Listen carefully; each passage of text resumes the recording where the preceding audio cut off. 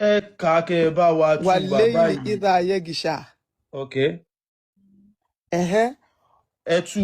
Ọlọ́run lòun fi òru búra. Allah. Lọ́dọ̀ tí ní Allah. Allah sà, ẹ tú kẹ́ ẹ máa waste time, ìyá wa wà níbí wọ́n fẹ́ learn. Allah, ó yá ẹ tẹ̀síwájú.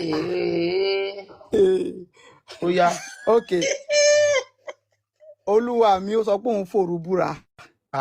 Ìyá wa ẹ máa gbọ́ o, Allah ó náà ń fi alẹ́ nígbà tí ilẹ̀ bá ṣú búra. Ẹ tẹ̀síwájú. ẹ jẹ́ sáré pé Sharafadeen ká tẹ̀síwájú. Wan-nahari idha tajalla. Òun dẹ̀ fi ọ̀sán búra nígbà tó bá lágbo. Ìsókè bàbá ẹgbẹ́ vasiri wa Ayamadéleke, ìyá wa ẹ máa gbọ́ o, torí tí èèyàn Sọ́bàtálá ni àwọn tẹ́ tó dákọ̀ ẹ ṣe sùúrù bàbá ìyá àti ìdèbí tá à ń lọ. Nǹkan tó bá júyàn lọ lèèyàn fi ń búra. Allah ní òun fi alẹ́ búra, alẹ́ ju Allah lọ. Allah ní òun fi ọ̀sán òun fi búra nígbà tí ọ̀sán bá pọ́n, ọ̀sán ju Allah lọ. Ẹ tẹ̀síwájú ẹ̀tọ́ máa ẹ̀ka vasiri kí n tojọ́ púpọ̀ níbí ọ̀rọ̀ pẹ̀lẹ́ rí ni. Vasiri ó yáyá. Subhanallah. Ok, Ọlọ́run ní wàá mọ́ kọ́lá kọ́ dàkárọ̀ wal untha. So nǹkan tó dá ọkùnrin akọtabo, ọkùnrin àtobìnrin òun fi búra. Allah sọ wípé òun fi kí ni búra sà? Ẹ bá wa túbẹ̀ yẹn tú dáadáa. Ohun tó dá, nǹkan tó dá akọ àtabo. Allah sọ wípé òun fi ẹni tí ó dá akọ àti abo òun fi búra, ẹni tó dá ọkùnrin àti obìnrin òun fi búra. Àmọ́ wọ́n á máa sọ fún yín ìyá wa pé Allah ló dá wa, Allah ló dọ́kùnrin. Ìbéèrè mi ń sìn wá ni wípé bàbá, ta ni ó dá ọkùnrin àti obìnrin tí Allah fi ń búra ń bì tó bá pẹ́ Allah ni Ọlọ́run lóòótọ́? Nǹkan tí ò wá yé yín nìyẹn. Ọlọ́run máa sọ̀rọ̀ ń bò mí. Ọ̀rọ̀ Allah là ń kà, Allah tó Allah bá fẹ́ sọ̀rọ̀ Arabic ló ń sọ. Kò sí wàhálà, máa tẹ́ yín lọ́rùn. Allah máa sọ̀rọ̀ ń bò mí. Tó bá àti ìlọ bòmí ibi ìlà wà báyìí. Tó bá tún sọ̀rọ̀ níbòmí ó tún máa yàtọ̀ sí ìyẹn, àmọ́ àgbọ́yé ẹni tó ní làákàyè l'Ọlọ́run bá sọ̀rọ̀. Ọlọ́run sọ pé òun dá akọ àtabo. Ta lẹni tó dá wa? Allah ló dá wa. Ẹ ṣe sùúrù o. Ẹ ṣe sùúrù. Allah l'Ọlọ́run sọ ń bẹ̀. Ẹ ṣe sùúrù bàbá. Kíní yìí sì tó bá pa Allah ni, Allah máa sọ pé mo fi ara mi mo fi búra, tàbí mo fi èmi tí mo dá akọ àti abo búra. Allah sọ wípé mo fi ẹni tó dá akọ, that is someone, ẹni tó dá akọ, ẹni. Now ìbéèrè mi bàbá, àwọn tó wà ń bí ìyàn kì í ṣòmùgọ̀, àwọn èèyàn rí nǹkan tá à ń kà. Ó dẹ̀ máa dá kẹ́ ẹ máa ṣòótọ́, torí páwọn èèyàn tó ń wò wá. Ṣé ẹ mọ̀ kan tó ń pè ní àdàpè ọ̀rọ̀ ni? Ok, nǹkan tó ń sọ sí ni pé Allah ń lo àdàpè ọ̀rọ̀. Ẹ náà. Ok. Àìmọye ibòmí ó lè sọ pé Anna. Ọlọ́run ó lè fẹ́ sọ̀rọ̀, Allah lè fẹ́ sọ̀rọ̀ níbòmí kó sọ pé Anna, ó sọ pé èmi. Ó dẹ̀ tún lè fẹ́ sọ̀rọ̀ níbòmí kó sọ pé Nánú, ó máa sọ pé àwa. Ẹ sọ pé Allah ń lo àdàpè ọ̀rọ̀, ẹ̀yin lẹ sọ yẹn. Ǹjẹ́ ẹ lè fún wa ní ẹ̀rí inú Kùránì níbi tí Allah ti sọ pé èmi Allah wo mo máa ń lo àdàpè ọ̀rọ̀ o? Ṣó wà nínú Kùránì sà? Torí ẹ̀yin lẹ sọ yẹn fún ara yín o, nípa Allah ń lo àdàpè ọ̀rọ̀ torí pé ẹ fẹ́ scope wa, ẹ fẹ́ scam wa bí, ẹ fẹ́ deceive wa. Is there any verse níbi tí Allah sọ pé èmi Allah o mo máa ń lo àdàpè ọ̀rọ̀? Àwa máa wá tẹ̀ sí Google wípé according to Yorùbá cosmology, ta lẹni tó dá akọ àtabo, àwa máa gbé jáde, màá wá béèrè ìbéèrè tí mo fẹ́ béèrè.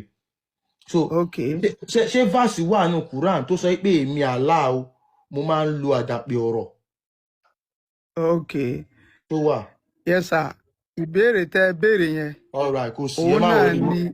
Òun ní pé story lẹ́fẹ̀ẹ́ sọ ẹ máa wọlé. Ẹ kí n gbé tọ̀ tèmi jáde. Kí n waste time bí ẹ kí n gbé jáde. So ká lè tẹ̀síwájú. Àwa mo rí pé ẹ̀ ń lẹ́nì. Ẹ need láti learn.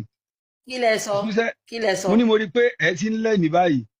Ṣé rí ẹyẹ kèmí kan sọ nǹkan tó kèmí máa bọ́lẹ̀ ń sìn? Àfáà tó wọlé Mustajab. Ṣé wà ń bẹ̀? Wọ́n wà ń bẹ̀, wọ́n gbọ́ yín.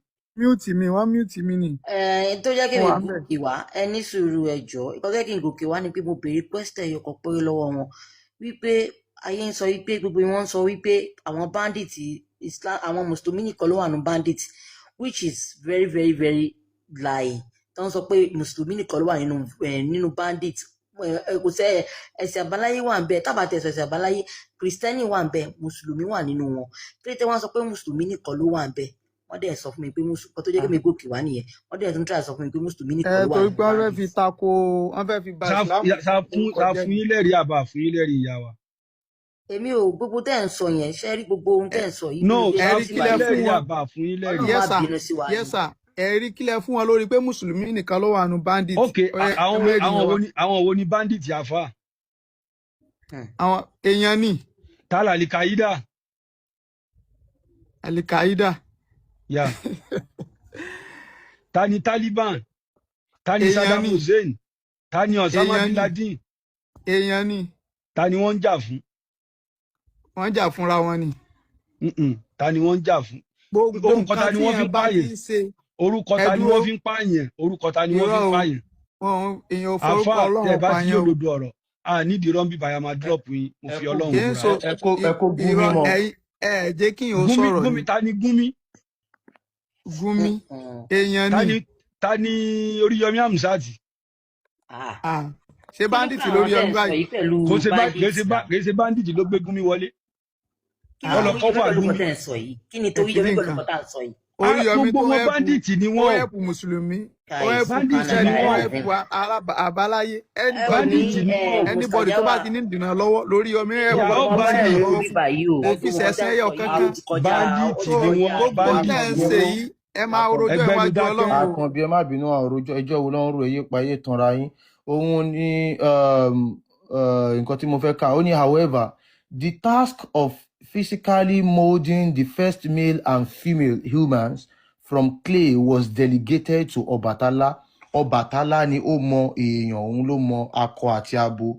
Àwa padà sí orí Quran wa ń bì. Allah ní Quran chapter 92 verse 3 àfà. Allah wa ń sọ yí pé òun fi ẹni tó dá akọ àti abo búra. Ó túmọ̀ sí pé Ọbàtálá ó ju Allah lọ. Ìwọ tó wáyé pé Ọbàtálá ni wọ́n ń ṣe nílé yín àwọn kan wá tàn ẹ́ pé kó lọ gbé Ọbàtálá yẹn kó lọ gbé jù ni. Ìwọ náà wá lọ gbé jù ni ó wá lọ gbé nǹkan tí ò tó bàtà ẹsẹ̀ mi torí Allah kò tó bàtà ẹsẹ̀ mi bàtà tí mò ń wọ̀. Allah ò tó Allah ò jámọ́ nǹkan kan èrè lásán ni. Ẹ̀yin èèyàn wa ẹ jẹ́ ká jí ẹ má jẹ́ káwọn àáfàá yìí máa kó ẹ̀rù sí yín lọ́kàn kan máa parọ́ fún wa wípé ẹ̀yin náà kan wà níbì kan àlùjànnà kan wà níbì kan ẹ fẹ́ wọ ẹ máa ṣe kinní kan òun náà sọ yìí ẹ máa rojú ẹ̀ wájú Allah irọ́ lásán ni kò sí nǹkan tó jọ bẹ́ẹ̀. According to their book gbogbo mùsùlùmí pátápátá ló máa jóná àwọn àáfàá yìí ti mọ̀ páwọn máa jóná wọ́n kàn ń parọ́ fún yín ni. So ẹ̀yin èèyàn wa ẹ jẹ́ ká jí. So Àkànbí ẹ lè continue pẹ̀lú mo kàn fẹ́ kọ́ máa sọ pé. àfa yìí ò wọ́n. wà á máa ń kàlá kó dákàrọ̀ wà ní ń sá yẹn ẹ kalẹ̀ o ẹ kalẹ̀ ẹ má bínú wà á máa ń zákàrọ̀ wà ní ń sá yẹn tẹ browse tẹ sọ pé Ọbàtálá ló dáhùn yẹn kí ló dé tẹ browse ní English. Kò yé mi nǹkan tẹ̀ ń sọ ò yé mi o ṣé Hausa wa fi browse ẹ. ẹ browse Yorùbá lẹ fi ń sọ fún wa yìí ẹ tẹ English sí Google. ok nǹkan tẹ̀ ń sọ ní pé Ọbàtálá yẹn òun ni Allah torí kò yé mi o nǹkan tẹ̀ ń sọ yé mi ṣé nǹkan tẹ̀ ń sọ ní pé Allah yẹn òun ni. Ẹ dá mi lóhùn kò yé mi ṣé nǹkan tẹ̀ ń sọ pé Allah ni Ọbàtálá ni kò yé mi o. ìkọtẹ ẹgbẹ́ sí big screen padà. ààrẹ rí nǹkan tó ń sọ. Ẹ̀yin náà sọ ní pé ìjẹ́kùn fún ara yín náà. ṣebí ibi wà mọ́ zakara wà ló ń sáyẹn. Kùránì yẹn nìyí Ọlọ́run kọ́ ló dá. òun ní ìwà mọ́ zakaro wà mọ́ kọ́lákọ̀ zákàrọ̀ wà lè ń sà. ẹ sọ pé Ọlọ́run kọ́ ló dá èèyàn ẹ sọ pé Ọlọ́run kọ́ ló dá ọkùnrin àtobìnrin kọ́tẹ́ ń sọ kọ́ nìyẹn. àfà ẹ má gbọ́ gbùrùgbùrù kẹ́dómi náà gbá mi òjò lè má rọ̀ mọ́ ẹ ní sùúrù ìkan tí à ń sọ bíbá ẹkẹ tó wọlé ni pé Allah ló ń búra tẹ́ bá ka Kùránì yẹn dáadáa pé òun fi ẹni tó dá ọkùnrin àtobìnrin òun fi búra that's mean pé Allah kò lè dá iṣẹ́ débi pé ó máa dá yẹn ló fi ń fi ẹni tó dá ayé àti ó fi ẹni tó dá èèyàn tó dọ́kùnrin àtobìnrin búra ó ń búra bí ẹ má bínú ẹ wá lọ sí Google. ẹni sùúrù